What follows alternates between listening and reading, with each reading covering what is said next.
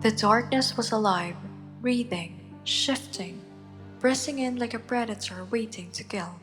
EMT Alex Vega crawled through a jagged tunnel of pulverized concrete and twisted rebar, his helmet light slicing through the dust that hung like smoke. Every inhale scraped grit down his throat like glass shards. Every exhale sounded too loud in the suffocating black. Something groaned above him, a deep, grinding moan of stressed concrete. He froze, heart pounding, afraid even his breath might bring the whole slab down. One shift, one wrong vibration, and the building that had already swallowed 3 floors would finish the job. His radio crackled, spitting static and broken fragments of voices. Distant, hopeless, no one was coming for him yet. Then, through the chaos and the crushing dark, he heard it. Not debris, not aftershocks. A voice, weak, broken. Help, please, someone help me. Alex angled his light towards the sound and kept crawling, elbows grinding against shattered tile, gears snagging on steel. Dust rained from the ceiling with every movement, and then his beam caught her, a young woman pinned beneath the slab, blood pooling beneath her like an open wound. She was alive, but just barely. And then Alex saw her belly, swollen, tight, and contracting. She wasn't just trapped, she was in labor. Another aftershock rumbled through the earth. Dust cascaded like gray snow. The ceiling groaned, a low warning Alex couldn't ignore. If the next tremor came, this bucket would become a tomb. He had one thought as he slid closer to her. How do you deliver life in a place built for death? How do you save a life when the world above is trying to bury you? Share your answer and don't forget to subscribe. 6 hours earlier, Alex Vega's alarm split the quiet at 5:47 a.m. He swung his legs over the edge of the bed, feet hitting cold linoleum in a studio apartment that felt more like a storage unit than a home. One photo on the wall pulled his eyes every morning, a picture of him and his daughter, Sophia, grinning at the zoo, 8 years old, missing teeth, pure sunshine. He hadn't seen her in 3 weeks. The custody agreement didn't care about disaster calls or back-to-back shifts. Alex moved through his ritual in silence. Gear bag on the table, trauma shears, airway kit, IV lines, meds. Everything checked twice, then a third time. Forget one thing in his line of work and people died. At the firehouse, the day smelled like coffee and diesel. Rookies buzzed around like flies on caffeine. Liam Diaz, fresh out of the academy, grinned as Alex walked in. Nothing rattles Vega, Liam announced to the room, loud enough for Alex to hear. Guy is a machine. Alex didn't answer. He just restocked his rig, face unreadable, hands steady as always. No one here saw the nightmares, the cold sweats at 3 a.m. Being the calm in the chaos was part of the job. Pretending was the rest. At 11:23 a.m., the tones dropped, loud, urgent, like a bomb going off in the bay. All units, magnitude 7.2 earthquake, epicenter downtown, multiple collapses, deploy all user teams immediately. The station froze for half a heartbeat, then exploded into motion. Boots pounded concrete, radio screamed. Somewhere, a siren started wailing. Alex was already moving, gears slamming into the back of his ambulance. He caught his reflection in the glass, jaw tight, eyes hard, ready for another call that could kill him. What he didn't know, the ground hadn't even started moving yet, and by the time it stopped, he'd be fighting for breath in a tomb of concrete, praying he could keep a newborn alive long enough to see daylight again. The street looked like the aftermath of a bombing. What had been six-story apartment complex hours ago now lay pulverized into slabs of concrete and tangled steel, stacked like a child's abandoned blocks. Dust choked the air, turning daylight into slicky gray haze.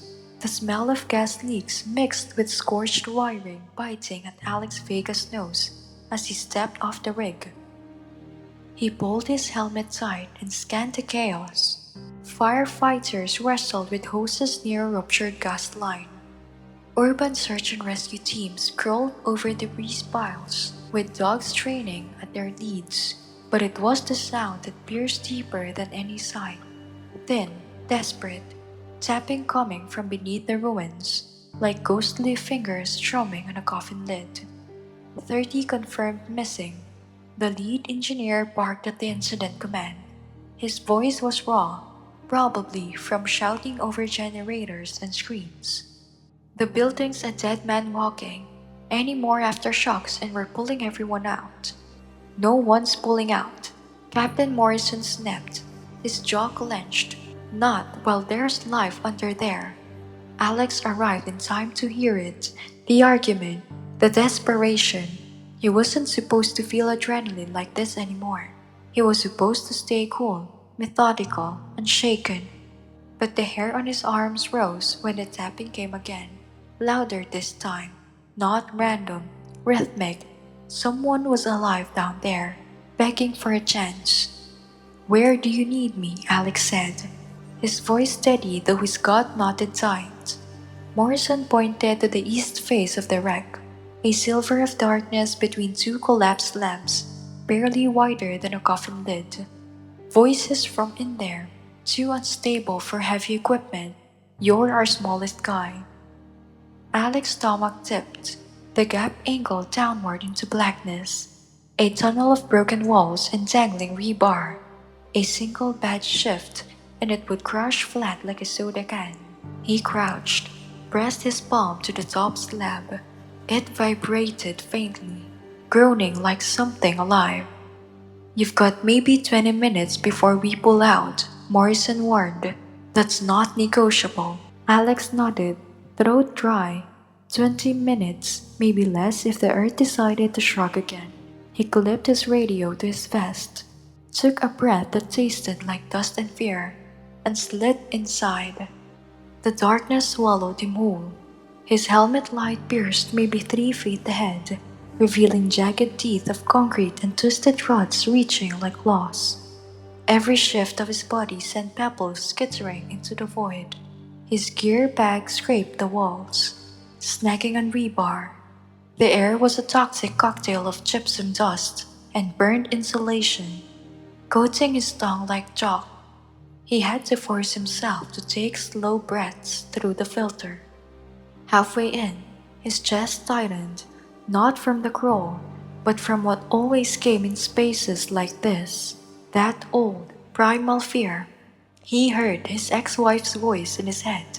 "One day, that need to play hero is going to get you killed." And beneath that, Sophia's laugh, the last voicemail she'd sent him, chipper and bright. "Daddy, guess what? I beat my records at the monkey bars." He blinked hard and shoved the thought away. "Focus, 1 inch at a time. Help, please." The voice floated through the wreckage like a ghost, muffled but real. Female, weak. Alex wriggled through the sound, belly scraping on pulverized concrete. His knees hit something soft, a torn purse, the driver's license inside read, Emilia Restrepo, 26 years old. He pictured the name on the report. "Emilia, it's Alex. I'm a medic. Can you hear me?" "Here," came the whisper, then a low moan that made his blood run cold. His light finally caught her in a pocket of space, a cavity just big enough for 2 bodies. Emilia lay half on the side, pinned from the waist down by a slab of floor that might as well have been the weight of the whole world. Her dark hair was smattered with dust and blood, and her belly swollen, tight. 8 months, maybe more. Alex's pulse spiked. "Are you in labor?" Her head jerked in a shaky nod. Sweat gleamed on her forehead despite the chill. "Contractions. Started maybe an hour. My baby." "Active labor," In this tomb, Alex keyed his radio with hands that weren't as steady as he wished. Command, I've got one female, approximately 32 weeks. Pinned under heavy debris. She's in labor. I need extraction priority 1. The reply was instant, and like a punch to the gut. Negative, Vega. Structures shifting every 5 minutes. We're at the collapse threshold. If it goes, we lose the whole crew. Another aftershock rumbled through the ground before Alex could answer. The tunnel convulsed like a throat swallowing him whole. Dust exploded in his face. Chunks of concrete rained down, one grazing his helmet hard enough to ring his ears. He sprawled over Emilia, shielding her head as best he could while his ribs screamed in protest. When it stopped, the world was a new shape. The ceiling above them sank lower. His radio squawked with frantic voices. Vega, status. He coughed dust from his lungs and answered hoarsely. Still here, she's alive, but my medbag's gone. He twisted to look. The quake had shifted the debris, sending his kit sliding into a crack too narrow for his arm. Everything. IV, airway kit, suction, delivery pack, gone. All he had now were the gloves in his pocket, a headlamp, and a body full of adrenaline. Another contraction hit Emilia like a freight train. Her scream echoed in the tiny space, raw and animal. Blood seeped hard and slicked beneath her hips. Alex's training took over. Even as his brain screamed this was insane, he'd delivered babies before, but never in a coffin of broken concrete. With an unstable structure over his head and no tools except his own 2 hands. His radio crackled again. Vega, you've got 15 minutes max before we pull you out, copy? He stared at Emilia's contorted face, at the terror in her eyes, at the faint sound, a heartbeat monitor somewhere under the debris, beeping erratically. Not hers, the baby's, hanging by a thread. 15 minutes, no gear, no guarantee they'd survive the next aftershock. Alex gripped her hand and forced his voice steady. Okay, Emilia, new plan. We're not waiting for extraction. Her breath came in ragged sobs. I can't. Yes, you can. We're bringing your baby into this world right here. He swallowed hard, tasting concrete and copper on his tongue. Above them, the slab groaned ominously, like the building itself was listening. We're going to do this now, before the building decides to bury us both. The aftershock passed, leaving silence so complete it roared in Alex Vega's ears. His helmet light flickered across Emilia's face, chalk white, drenched in sweat, eyes wide with terror. No, no, no, her voice cracked. Please, God, not here. Don't let me die here.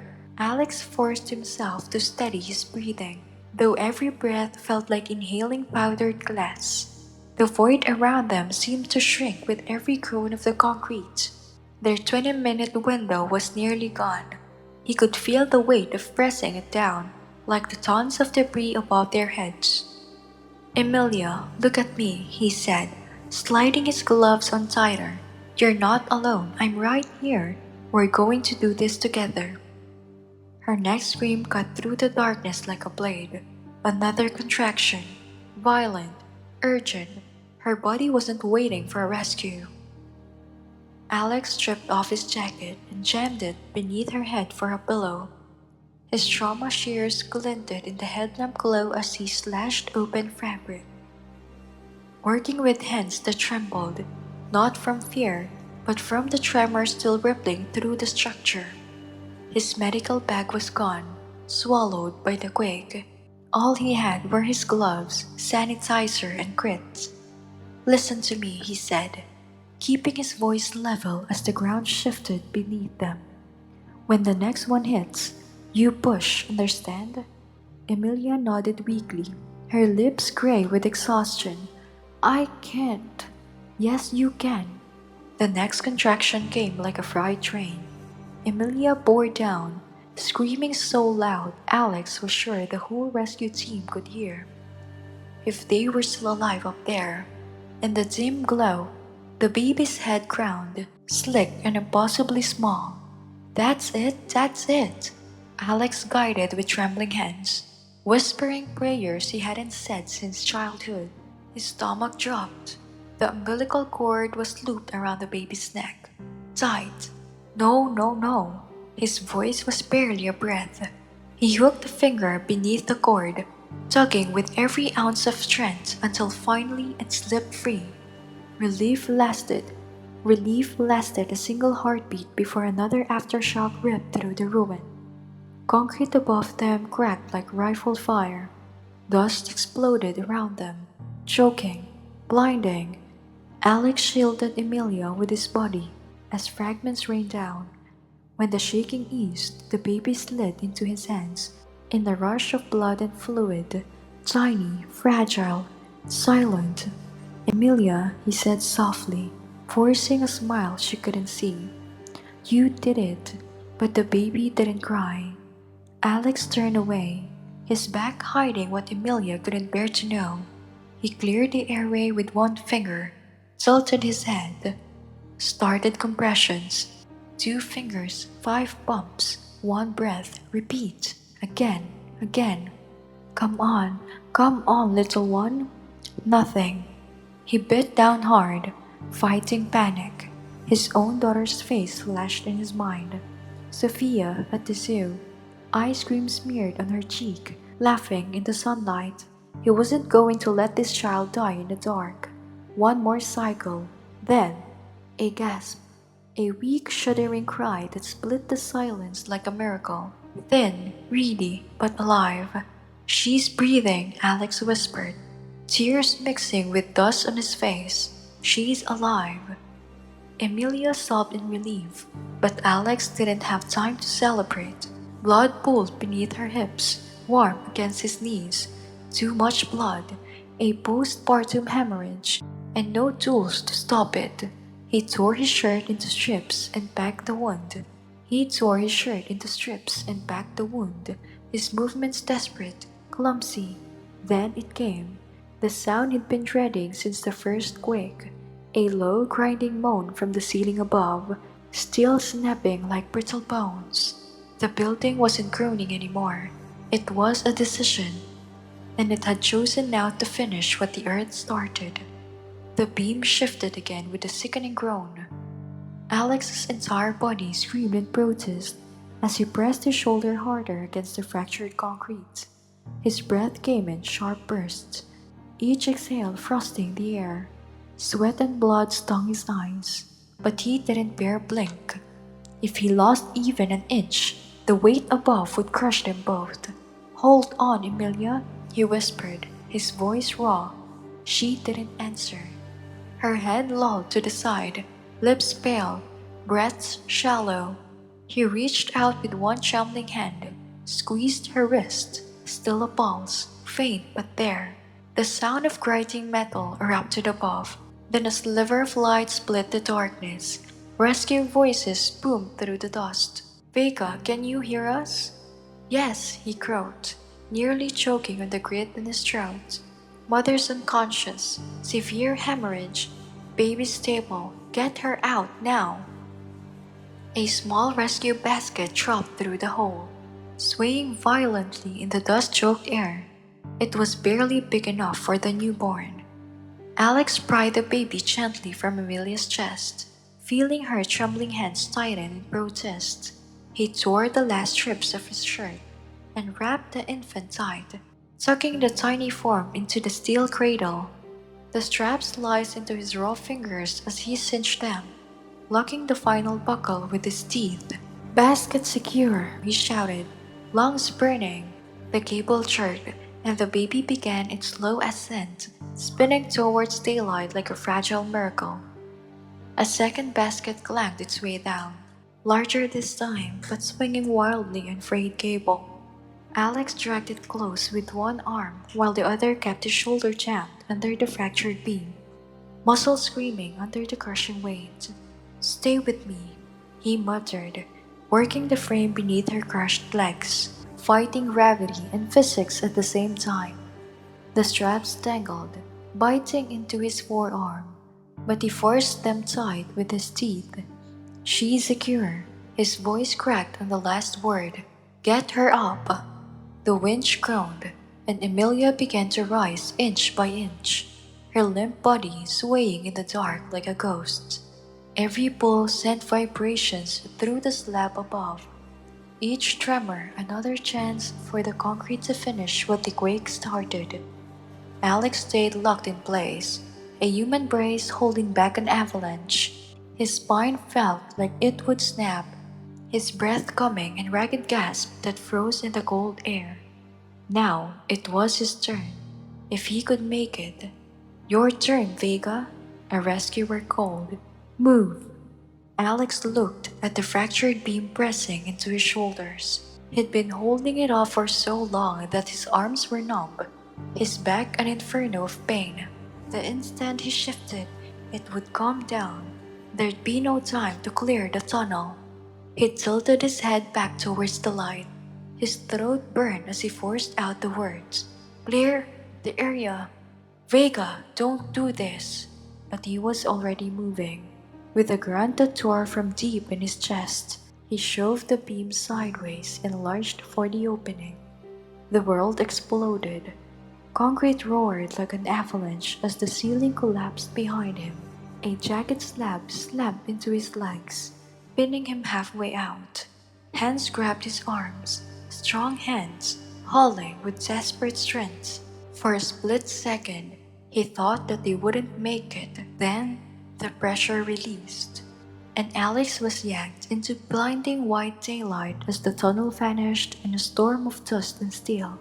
He lay on his back, gulping air like a drowning man, snowflakes melting on his blood-streaked face. The sky above was gray and merciless, but it was still a sky, and he was still alive. "Got him!" someone shouted. Voices blurred around him. Gloved hands cut away his shredded uniform, wrapping him in thermal blankets. Someone pressed an oxygen mask over his mouth, and warm air filling his frozen lungs. He tried to speak, to ask about Emilia and the baby, but his voice came out broken. The medic leaned close. "They're alive, Alex, both of them, because of you." He wanted to answer, but the darkness surged up like a tide, and this time he let it take him. When Alex opened his eyes again, the world was warm, too warm. Canvas walls, the hum of generators, a rhythmic beeping somewhere close. He turned his head slowly and saw an IV line in his arm, his hands bandaged, his uniform replaced with a thin hospital gown. "You're awake." The voice snapped him fully alert. He looked toward the sound and froze. "Sophia," his voice cracked. His daughter stood by the cot, clutching a piece of cardboard covered in crooked letters. "My dad, my hero." Tears glittered in her eyes, but her smile was fierce. "You scared me," she whispered, her small hand curling around his bandaged fingers. Alex swallowed hard, his chest tightening more than the debris ever had. "I promised I'd come back, and you did," she said softly. Before he could answer, another figure appeared in the doorway. Emilia, pale but alive, holding a tiny bundle swaddled in white. The baby's face peeked out, pink and perfect, a wisp of dark hair curling over her forehead. "We wanted to thank you," Emily said, her voice trembling, "for everything." Alex stared at the baby, his throat closing. He thought of the rubble, the crushing weight, the seconds where death had felt inevitable. And then he thought of this child breathing against her mother's chest. "What's her name?" he asked quietly. "Alexa," Emilia said. "Alexa Restrepo." He blinked hard. "You didn't have to." "Yes, I did." Her eyes locked with his. "She's alive because you refused to give up. So am I." Alex looked down at Sophia, who was still gripping his hand like she'd never let go. 2 lives in his hands. 2 reasons every possible second had been worth it. The 2 faces in front of him. One he'd known for 8 years and one brand new, both staring back at him with the same quiet truth. He'd made it back. Against all odds, he'd made it home. He looked at Sophia and whispered, "Remind me to tell you a story someday." She smiled through her tears. About what? About a day when being a dad and being a hero felt the same. He closed his eyes, Sophia's small hand in one, and the memory of Alexa's first cry in the other, and thought, I almost didn't make it back, but I did. 3 weeks later, Alex sat in a molded plastic chair in a sunlit hospital room, watching Emilia cradle her daughter. Baby Alexa's tiny fist gripped her mother's finger with a kind of stubborn strength Alex would never forget. "The doctors say she's perfect," Emilia said softly, adjusting the blanket around her newborn. "No complications, no trauma. They're calling her a miracle baby." Alex smiled, though his body still ached from the rescue. His spine bore the memory of that collapsing beam, his shoulder wrapped in bandages from the torn muscles that might never fully heal. Physical therapy was helping. The nightmares, not as much. "Have you thought about what you'll tell her?" he asked. "When she's old enough to understand?" Emilia's gaze dropped to Alexa's face. The baby blinked up at the ceiling as if the white tiles were the most fascinating thing in the universe. "I'll tell her the truth," Emilia whispered, "that she came into the world when everything was falling apart, but someone refused to let go, someone who gave everything to make sure she lived." Her eyes lifted to Alex, shimmering with tears. "I'll tell her about the man who held up a building for us." Alex swallowed hard, feeling the weight of her words settle somewhere deep in his chest. 3 months later, the nightmares had dulled, but the world hadn't forgotten. The Vega Protocol, that's what the department called it now. A statewide upgrade to obstetric emergency kits for all urban search and rescue teams. Emilia stood at the legislative hearing, Alexa perched on her hip, giving testimony about preparedness while news cameras flashed. "She's here because someone didn't quit," Emilia told the committee, kissing her daughter's head, "and I hope no one else ever has to make that choice without the right tools." Alex watched from the back of the room, feeling something he hadn't felt in years, pride without guilt. That night, his phone buzzed. Sophia. "Dad, did you see the article?"